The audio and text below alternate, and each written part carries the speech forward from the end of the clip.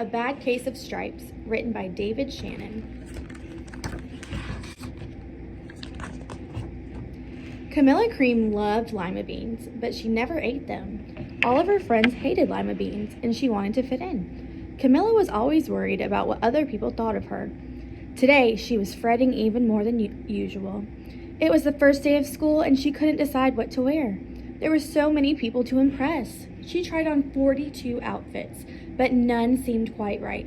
She put on a pretty red dress and looked in the mirror, then screamed. Her mother ran into the room and screamed too. "Oh my heavens," she cried. "You're completely covered with stripes." This was certainly true. Camilla was striped from head to toe. She looked like a rainbow. Mrs. Cream felt Camilla's forehead. "Do you feel all right?" she asked. "I feel fine," Camilla answered, "but just look at me." "You get back in bed this instant," her mother ordered. "You're not going to school today." Camilla was relieved. She didn't want to miss the first day of school, but she was afraid of what the other kids would say, and she had no idea what to wear with those crazy stripes. That afternoon, Dr. Bumble came to examine Camilla. "Most extraordinary," he exclaimed. "I've never seen anything like it. Are you having any coughing, sneezing, runny nose, aches, pains, chills, hot flashes, dizziness, drowsiness, shortness of breath, or uncontrollable twitching?" No, I feel fine," Camilla told him. "Well then," Dr. Bumble said, turning to Mrs. Cream, "I don't see any reason why she shouldn't go to school tomorrow. Here's some ointment that should help clear up those stripes in just a few days. If it doesn't, you know where to reach me." And off he went. The next day was a disaster. Everyone at school laughed at Camilla. They called her Camilla Crayon and knighted the living lollipop. She tried her best to act if everything was normal. But when the class said the Pledge of Allegiance, her stripes turned red, white, and blue, and she broke out in stars. The other kids thought this was great. One yelled out, "Let's see some purple polka dots." Sure enough, Camilla turned all purple polka dotty. Someone else shouted, "Checkerboard!" and a pattern of squares covered her skin.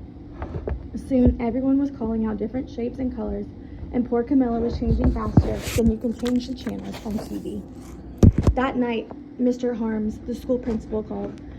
"I'm sorry, Mrs. Cream," he said. "I'm going to have to ask you to keep Camilla home from school. She's just too much of a distraction, and I've been getting calls from the other parents. They're afraid those stripes might be contagious." Camilla was so embarrassed. She couldn't believe that 2 days ago everybody liked her. Now nobody wanted to be in the same room as her. Her father tried to make her feel better. "Is there anything I can get you, sweetheart?" he asked. "No, thank you," Camilla sighed. What she really wanted was a nice plate of lima beans, but she had been laughed at enough for one day. Well, yes, I see," Dr. Bumble mumbled when Mr. Cream phoned the next day. "I think I'd better bring in the specialist. We'll be right over." About an hour later, Dr. Bumble arrived with 4 people in long white coats. He introduced them to the Creams. "This is Dr. Group, Dr. Sponge, Dr. Cricket, and Dr. Young." Then the specialist went to work on Camilla. They squeezed and jabbed and tapped and tested. It was very uncomfortable. "Well, it's not the mumps," concluded Dr. Grop. "Or the measles," said Dr. Sponge. "Definitely not chicken pox," put in Dr. Cricket. "Or sunburn," said Dr. Young. "Try these," said the specialist. They each handed her a bottle filled with different colored pills. "Take one of each before bed." Then they filed out the front door, followed by Dr. Bumble. That night, Camilla took her medicine. It was awful. When she woke up the next morning, she didn't feel any different. But when she got dressed, her clothes didn't fit right. She looked in the mirror, and there, staring back at her, was a giant multicolored pill with her face on it. Dr. Bumble rushed over as soon as Mrs. Cream called. But this time, instead of the specialist, he brought in the experts. Dr. Gord and Dr. Mellon were the finest scientific minds in the land.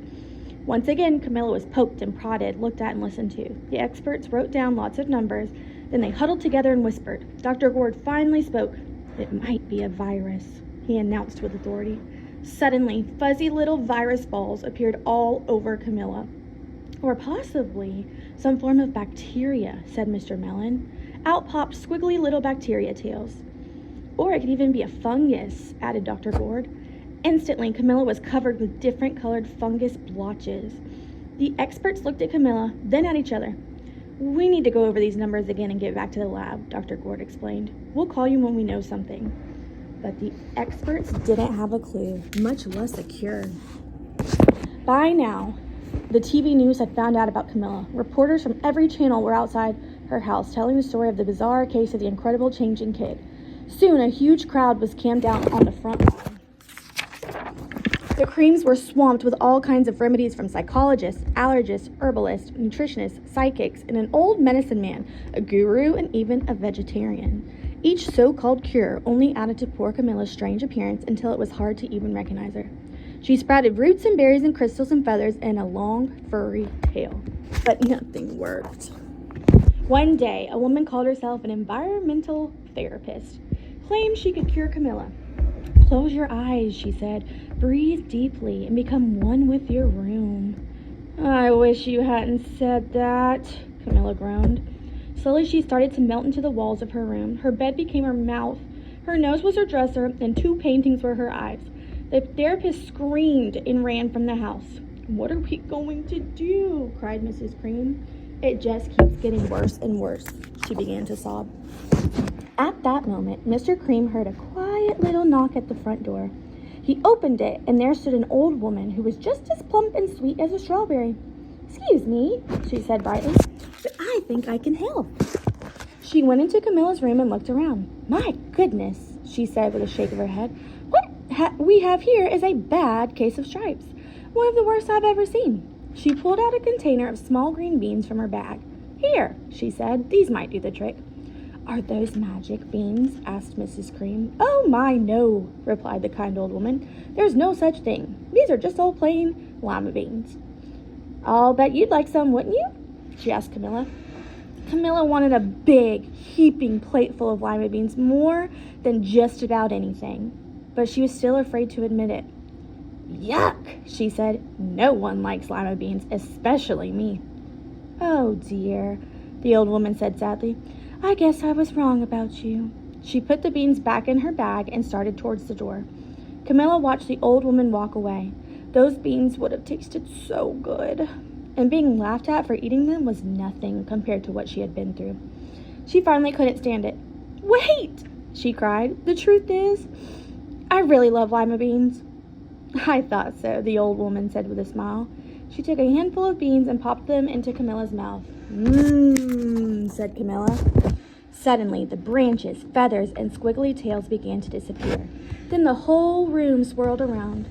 When it stopped, there stood Camilla, and everything was back to normal. I'm cured, she shouted. Yes, said the old woman. I knew the real you was in there somewhere. She patted Camilla on the head, then she went outside and vanished into the crowd. Afterward, Camilla wasn't quite the same. Some of the kids at school said she was weird, but she didn't care a bit. She ate all of the lima beans she wanted, and she never had even a touch of stripes again.